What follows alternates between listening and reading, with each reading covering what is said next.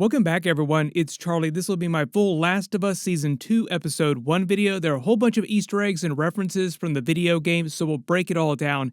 If you're brand new to the channel, I'll be doing videos for all the episodes just like Season 1. The title of the episode was Future Days, which is a huge reference to Pearl Jam's song from their Lightning Bolt album. The song was originally used in a scene from the stage adaptation for The Last of Us One Night Live.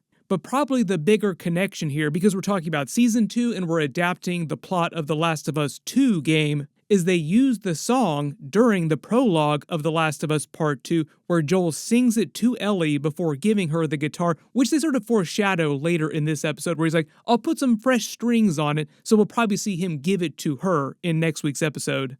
There will probably be many more times this season with people pointing at the screen going full meme just because so much stuff is taken directly from the games. They wound up using the actual song itself in some of the later game trailers too for The Last of Us 2. Neil Druckmann said in real life the reason why they use so much Pearl Jam is because he himself is a big stan of Pearl Jam. So that's also one of the reasons why they used some Pearl Jam during Season 1 Episode 7. Would not be surprised if there's more Pearl Jam later this season too. But they do a quick recap of Season 1 just because it's been a couple years, been a hot minute since we got episodes, and the episode picks up immediately after the end of Season 1 with Joel and Ellie in that same moment that we saw at the end of Season 1 where he lies to her again about what he did so that he could save her life. All because that lie and the consequences of it are what drives the entire season. That's what they basically said. Season 2 is all about the consequences of Joel's violence during Season 1 and how far people will go to get the justice they think that they are owed. Mostly that manifests in Abby's quest to get revenge against Joel, but then that will also spill into the other characters as well. Revenge upon revenge upon revenge, like it's just a cycle of revenge and violence basically through the season. But at least at this point in the episode, this is why, at the very beginning, right after this moment, we jump straight to Abby in the Fireflies after the events of what happened in Season 1 with Joel killing most of them and then taking off with Ellie. This is meant to take place like right after that happened, so there's been no time jump when they're burying the dead Fireflies here. The reason why Abby's so pissed off is because her father was the doctor that was operating on Ellie that Joel killed. But they wound up killing a lot of their friends too, like it wasn't just her father, there were a bunch of people that they were close to inside the Fireflies. And generally this part of the episode, like the way they open it here, is a huge change from the actual game itself, and they've changed the pacing for when you find out certain things about certain characters' backstories, primarily for Abby, because in the game, the whole thing is that they really wanted you to sympathize with her character over time so that it's not really clear who the good guys and the bad guys are, where you mostly come into the game thinking that Abby is meant to be the villain. And at least the way that they paced out her narrative, her backstory reveals in the game, you don't really learn till the end of the game the whole reason why she wanted revenge on Joel. They said the reason why they changed that for the TV show and why they're revealing a lot of that backstory for Abby up front is so that it's a little bit clear, a little more balanced in terms of which character you sympathize with at any given point. Like they want you to come into the events of episode 2, which bunch of WTF stuff going on because you have a big horde coming, a giant blizzard, you have Abby and her crew showing up in episode 2. Shit really hitting the fan all at the same time from a bunch of different positions. And they really want you to sympathize with her character more, but there's still more reveals we'll probably learn even faster than that. Like, we probably won't wait till the end of the season before they completely reveal everything about Abby's backstory. We're finding him. Yes, we are. But this is meant to be the literal payoff, too, on the whole idea that we're looking at the consequences of Joel's actions and how that manifests in Abby taking her group and eventually coming to get revenge on him. Couple other Easter eggs during this scene too, like you have the Firefly pendants on their graves, but they also had the giraffes too, which they saw for the first time when they originally came to Washington during Season 1, before they knew what was actually going on here. One of the other most important characters in this group here, like these are all from the game, but Nora is another huge character too, another ally of Abby's. The whole idea, though, is that Joel killed most of their group, causing them to fracture, so they mention Isaac in Seattle. He's the leader of the Washington Liberation Front, which is a relatively new organization, who becomes a major antagonist during the game, who's played by Jeffrey Wright, you probably saw in the trailers, who did the voice for Isaac in the game. He just come back to play the live-action version of his character, just like in Season 1 with Merle Dandridge, who came back to do Marlene in live-action. So there are a couple examples of actors from the games doing this. Abby declares hostile intent to find and kill Joel slowly to get revenge, like, we're going to make him hurt, we're going to make him pay for this. The rest of her group, though, says we have to find Isaac first. But remember, this is before the big 5-year time jump. So they basically imply that they go to Seattle, they find Isaac, and then cut to 5 years later, they've made their way down to Jackson, found where Joel is, and they're going to try and kill him. We will get a whole lot more Abby in the next couple episodes, probably. They use the exact same intro from Season 1. It's the same fungus, showing how it spread from the initial outbreak across the rest of the world, then eventually morphing into Joel and Ellie as they're walking on their journey.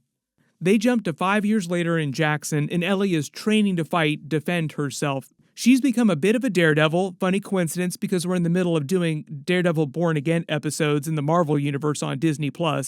She's meant to be 19 years old during the events of Season 2, so she's basically just getting older and learning to defend herself, learning to survive on her own, like a normal person would in the apocalypse, like a bunch of skills that you would need to survive in general.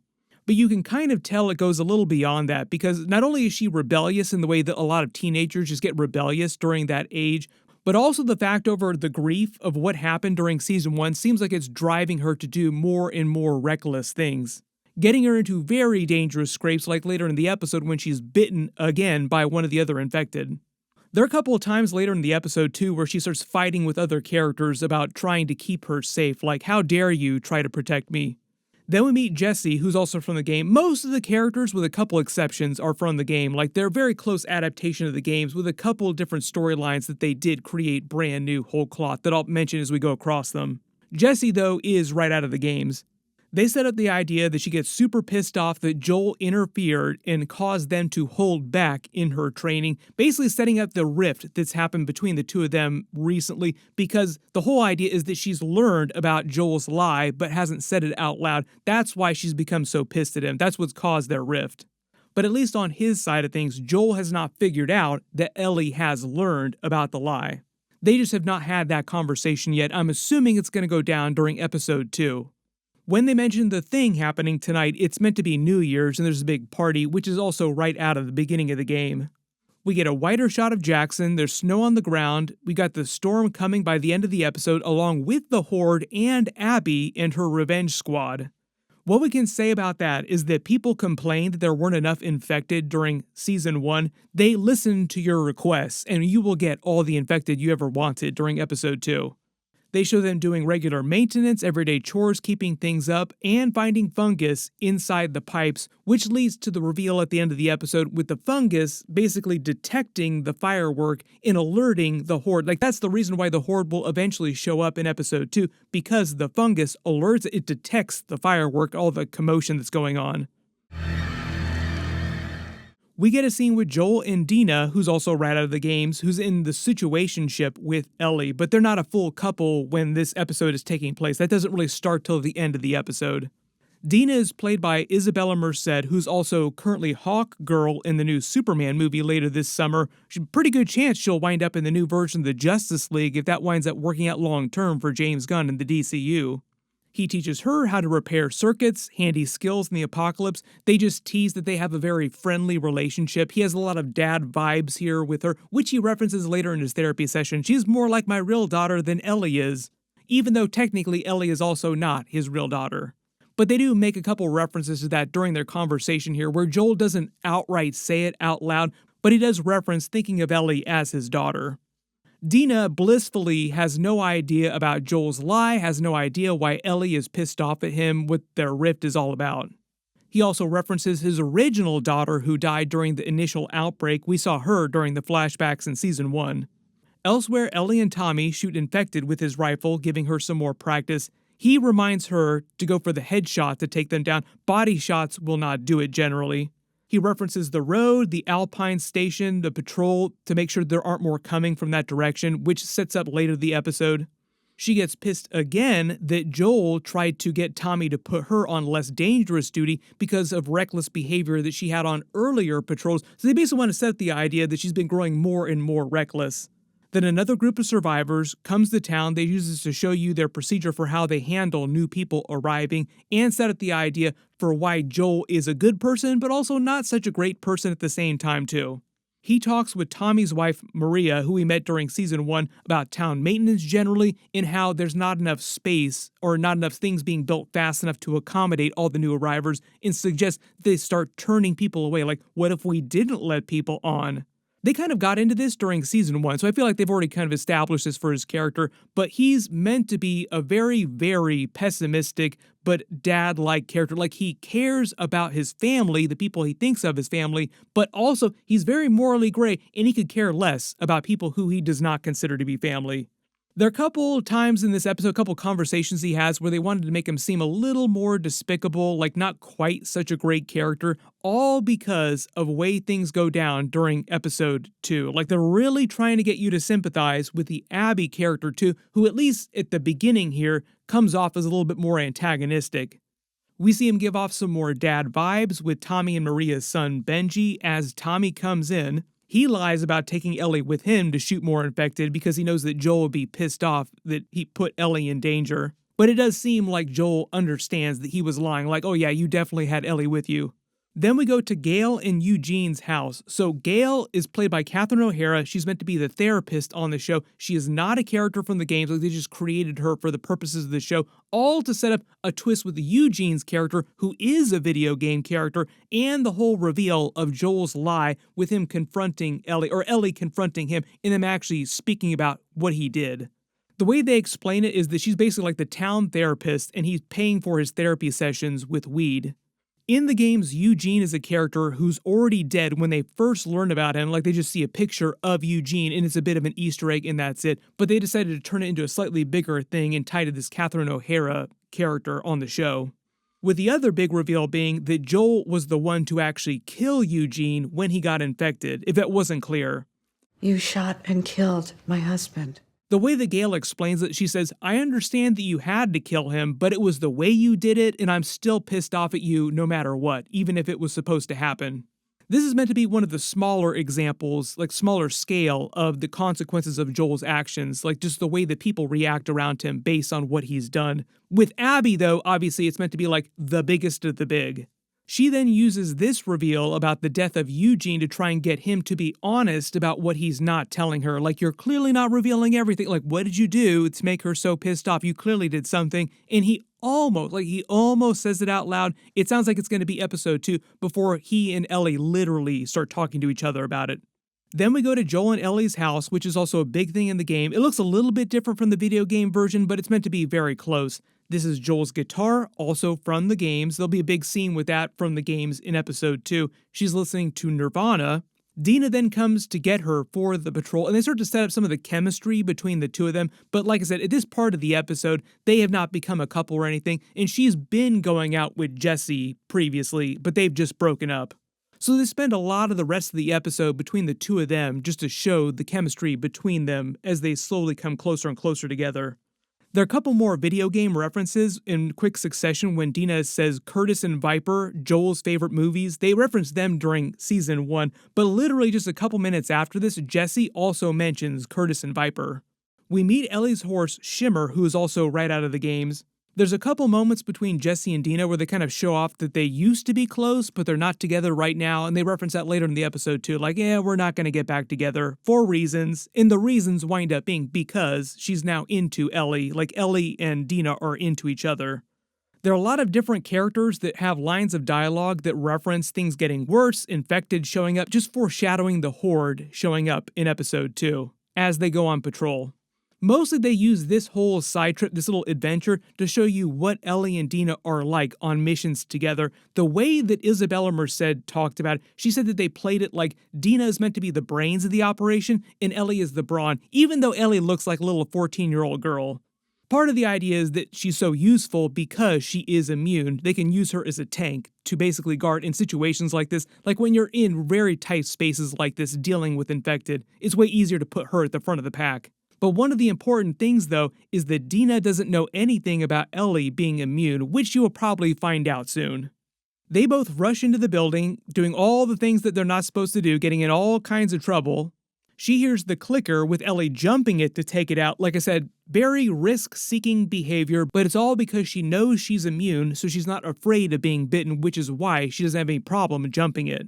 They literally pull the floor out from under her as she's celebrating her victory and runs up against the Stalker, which she later directly references, like a Stalker is a term for one of the stages of infection in the games.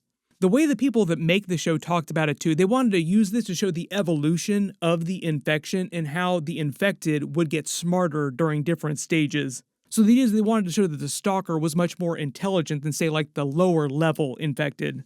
But this is also based on the way things progress in the games. With it basically making quick work of her, she's only barely able to fight it off using her handgun eventually. One of the other ways they use comedy in scenes like this too are she breaks a lot of the rules of horror movies. Like she literally says that she's going to be fine. Like there's nothing down here. I'm going to be totally good. Like I didn't break any bones. All of a sudden, boom, Stalker shows up. There's a brief time jump of them being taken in front of the council being held to task for breaking protocol. Tommy tries to imply that she's not ready to deal with stuff like this on her own, but a lot of that, like the issue is that she looks like a 14-year-old girl, when in reality, the actress Bella Ramsey is in her 20s, so is Isabella Merced, but they just look so young. 6 ain't good, but it's not exactly a horde. They reference a horde again, which will eventually show up in next week's episode, and the New Year's party. Like everybody just wants to end the meeting as fast as possible so they can party, which is very relatable. Nobody wants to sit in a meeting. This meeting could have been an email, but there isn't a whole lot of email going around in the apocalypse. Ellie then tries to hide her bite marks that she got from the Stalker by creating a larger scar with her knife. Like I said, she hasn't told Dina about her immunity yet, so she has no idea. She writes in her journal making a bear-BQ joke about the dead bear that they just saw, and we get our first Joel and Ellie scene of the episode. Since the time jump, he references the guitar, like I said, seemingly setting up that moment from the game that they'll probably pay off in episode 2 where he gives it to her. Then this whole party scene here, the New Year's party, plays out almost exactly like it does in the game. It actually kind of looked like Lauren Bailey might have been one of the singers. She actually played Abby in the game, and she cameoed in the season 1 finale as one of those Firefly nurses that Joel kills. And the other real big cameo scene here, if you didn't spot him, was Gustavo, who's the composer for the game. So it makes sense to have the composer star as one of the musicians in live action. All their dialogue here is taken directly from this scene in the game too, where they cause the scene by kissing in front of everyone, leading to Joel trying to defend her, getting pissed off at him, and sort of setting everything off.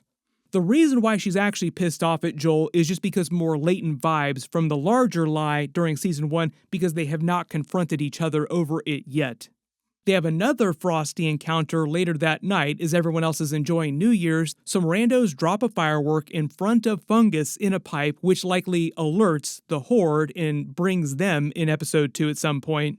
And also using that to reveal the outskirts of town where Abby and her revenge squad have just arrived fresh to try and kill Joel. So the whole idea is that episode 2 next week, shit meant to hit the fan, the Horde attacking, coinciding with the blizzard, and Abby and her crew attacking Joel to try and kill him all at the same time. Just complete chaos from every direction in every different storyline. Gonna be a real big one. So if there's any Easter eggs or references that you spotted in the episode that I didn't talk about in the video, just write them below in the comments. But even though they are changing the pacing of some of the characters, some of the reveals, and there are a couple characters that were not in the games, mostly the episodes are meant to follow the plot of the games very closely. So the actual game itself has been finished for a long time. Like it's been out there for many years. You can actually go play it right now if you want to learn what happens next. My full episode 2 video will post next week after they release it. Not to be forgotten, the other real big reminder is we have the Daredevil Born Again finale, which is in a couple days, so be sure to enable alerts for my channel so you don't miss that. Everybody click here for that video. I'll update the link as soon as I post it, and click here for my Game of Thrones Night of the Seven Kingdoms trailer. That series also releasing episodes later this year too. Thank you so much for watching, and I'll see you guys in the next one.